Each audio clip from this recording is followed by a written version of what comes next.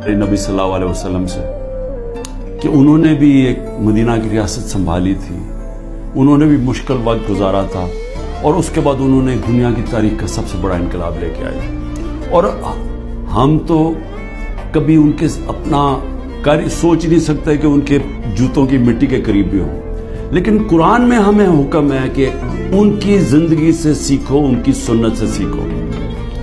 वो पॉलिटिक्स बड़े मकसद की है, वो अपनी जात से हटके कि मेरे नबी सल्लल्लाहु अलैहि वसल्लम जब सारा अरब उनके नीचे आ गया था तो उन्होंने अपना रहन सहन नहीं बदला, वो जिधर थे उधर ही रहे, मकसद बड़ा था। तो हम तो उनसे इंस्पायर हुए।